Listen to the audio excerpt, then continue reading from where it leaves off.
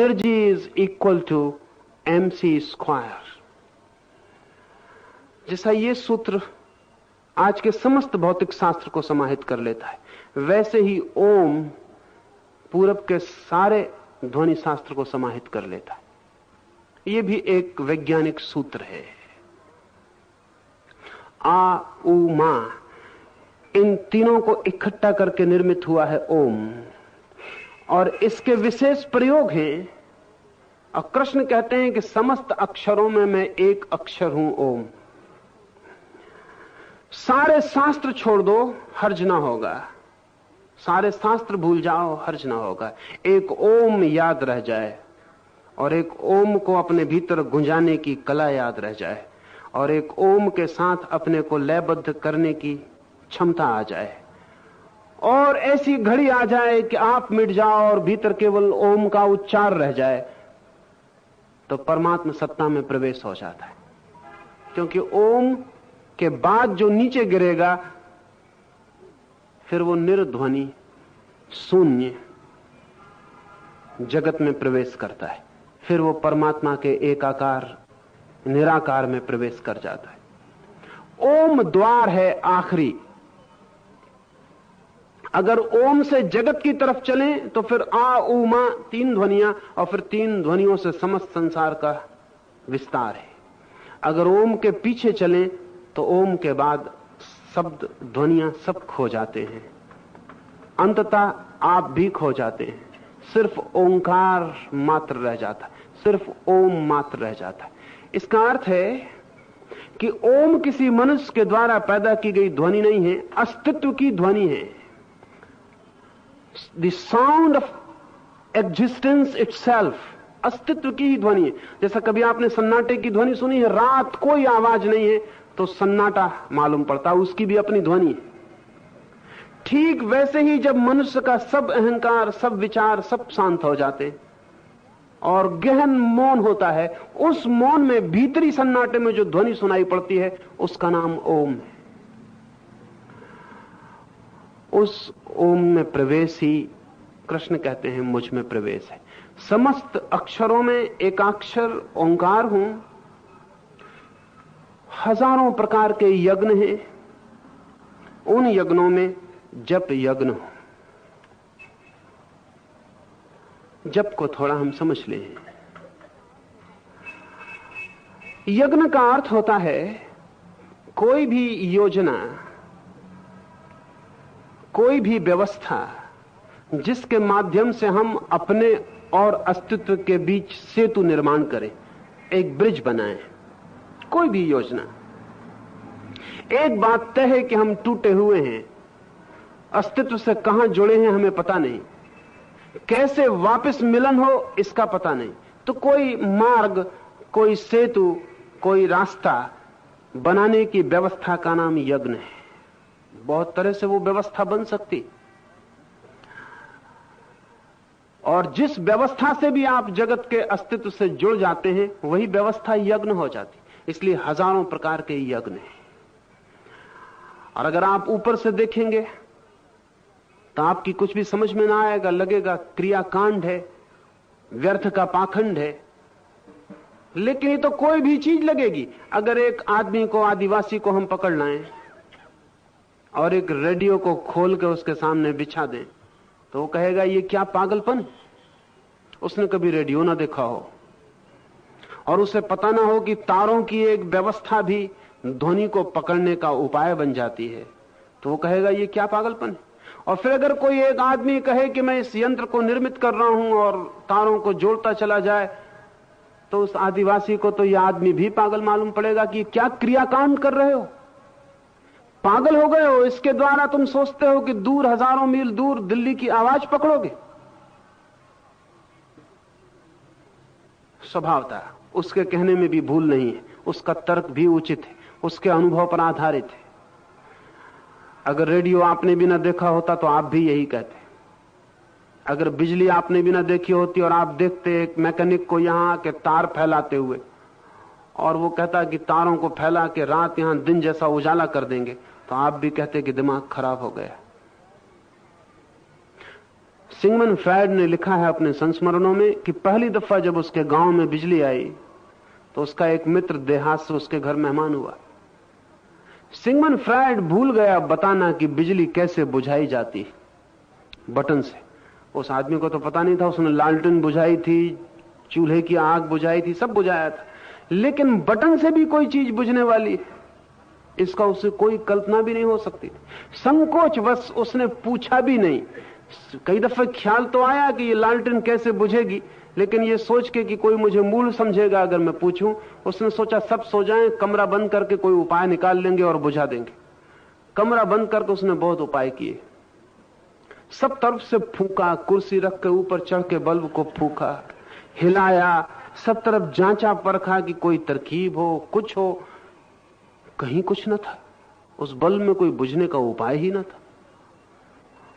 आपको लगेगा कैसा पागल था, लेकिन आप गलती करते हैं, उसके साथ अन्याय करते हैं। आप भी होते यही करते हैं, क्योंकि दूर दीवार पर कहीं कोई छिपी हुई दरवाजे के आड़ में बटन होगी, ये ख्याल भी आए तो कैसे आए। आपको आ जाता है क्योंकि आपको पता है, उसको पता नहीं था। आधी रात तक उसने सब तरह के उपाय कर लिए, फिर उसने सोचा कि अब ऐसे ही आंख बंद करके पढ़ रहा हो, सुबह देखा जाएगा। रात भर लेकिन बार बार उसको ख्याल छूटे ना कि वो किसी तरह बुझ जाए तो अच्छा। सुबह जब फ्रायड ने उससे पूछा कि नींद तो ठीक हुई, उसने कहा नींद तो सब ठीक हुई, लेकिन अब मैं अपनी मूढ़ता का ख्याल छोड़ के पूछता हूं कि इस लालटेन को बुझाने का भी कोई उपाय है या नहीं। रात भर इसे मैं बुझाता रहा हूं, सब मैंने अपनी बुद्धि लगा दी। फ्रायड ने जाके बटन दबाई, वो लालटेन बुझ गई, वो आदमी चमत्कृत हो गया। उसने कहा क्या जादू करते हो, ये क्या मंत्र है। जिस योजना की हमें व्यवस्था का पता ना हो वो योजना व्यर्थ मालूम पड़ने लगती। बहुत से यज्ञ इसीलिए व्यर्थ मालूम पड़ने लगे, उनके भीतर कुछ द्वार हैं, वे भी योजनाएं हैं, उन योजनाओं से भी कहीं से संबंधित होने का मार्ग है।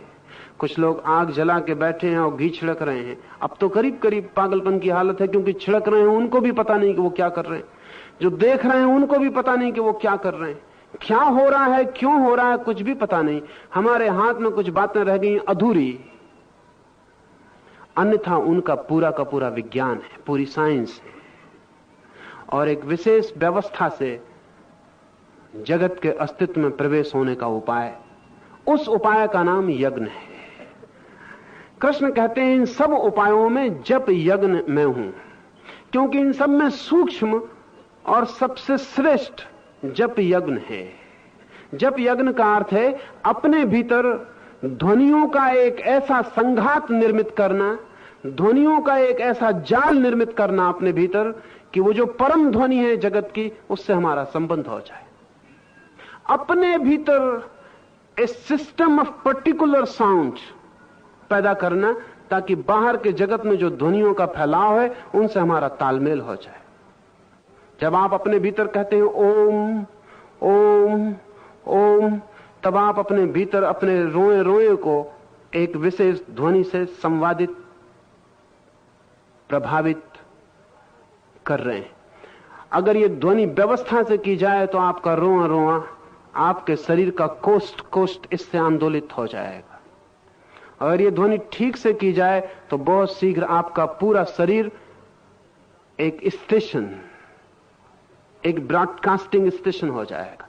आपके पूरे शरीर से एक विशेष ध्वनि इस विस्तार, चारों तरफ के विस्तार में आंदोलित होने लगेगी। और जब आपका पूरा शरीर एक विशेष ध्वनि में लयबद्ध हो जाता है, तब तत्क्षण बाहर के जगत से उस ध्वनि से मेल खाती ध्वनि और आपके बीच सेतु निर्मित हो जाता है। यह सेतु निर्मित करने का अर्थ है जप यज्ञ। इसलिए सारे धर्मों ने अलग अलग रूपों में जप का प्रयोग किया है, अलग अलग नामों का प्रयोग किया है। कोई भी हो नाम, कोई भी हो मंत्र, लेकिन मौलिक आधार यही है कि आप अपने शरीर को एक ऐसी ध्वनि की व्यवस्था में ले आएं कि विराट जगत में जो ध्वनि चल रही है उनसे आपका संबंध निर्मित हो जाए। और ये संबंध निर्मित कभी आपने ख्याल किया हो, आप मेरी बात सुन रहे हैं, अगर सच सुन रहे हैं तो आपको कई बातें पता नहीं चलेंगी, क्योंकि आप एक विशेष ढंग से मेरी ध्वनि से आबद्ध हो गए। मैं बंद करूंगा बोलना, किसी को पता चलेगा पैर सो गया, घंटे भर तक उसे पता नहीं था। किसी को पता चलेगा पैर में कंकड़ गड़ रहा है, घंटे भर से उसको कंकड़ गड़ने का पता नहीं था। किसी के हाथ में तकलीफ थी, किसी के सिर में दर्द था, वो घंटे भर भूल गया था। घंटे भर बाद में बोलना बंद करूंगा, दर्द वापस लौट आएगा। दर्द नहीं जाएगा, दर्द मुझे सुन के नहीं जा सकता, लेकिन आप एक विशेष ध्यान में आबद्ध हो गए थे, इसलिए बहुत से द्वार आपके अनुभव के बंद हो गए और एक ही तरफ आपकी चेतना प्रवाहित हो रही थी।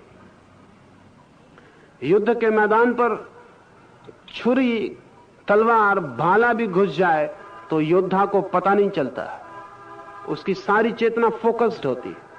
खेल के मैदान पर चोट लग जाए, पैर में हाकी लग जाए, पता नहीं चलता, खेल बंद होता तब पता चलता है कि खून बहा जा रहा है। क्या हुआ, क्या था? आपकी चेतना एक दिशा में आबद्ध हो गई थी, सब दिशाएं बंद हो गई थी। जब यज्ञ विराट की तरफ अपनी चेतना को आबद्ध करना है, फोकसिंग, और सब तरफ से बंद हो जाता है, उस क्षण में आप किसी और लोक में प्रवेश कर जाते हैं। कृष्ण कहते हैं यज्ञों में मैं जप यज्ञ हूं। जप यज्ञ सूक्ष्मतम है, बाहर आग जलाना स्थूल बात है, मंत्र से भीतर भी आग जलाई जा सकती है। बाहर घी डालना स्थूल बात है, भीतर की आग में भी शीतल घी मंत्र से डाला जा सकता है। बाहर आयोजन करना स्थूल है, भीतर आयोजन करना सूक्ष्म है। सूक्ष्मतम आयोजन ध्वनि का है। कभी आपने ख्याल किया कि अगर आपके सारे शब्द छीन लिए जाएं तो आप क्या बचेंगे? आपके पास जितने शब्द हैं वो सब छीन लिए जाएं तो आप क्या होंगे? एक सिफर। आप सिवाय शब्दों के और क्या हैं? अगर एक आदमी के मस्तिष्क से हम सारी ध्वनियां निकाल लें, वो आदमी पूरा का पूरा वैसे ही रहेगा, लेकिन बिल्कुल मूढ़ हो जाएगा, जड़ हो जाएगा, जीवित रहते हुए मुर्दा हो जाएगा। आप हैं क्या? आप कुछ ध्वनियों का जोड़ हैं, कुछ शब्दों का जोड़ है, उससे ज्यादा आप नहीं है।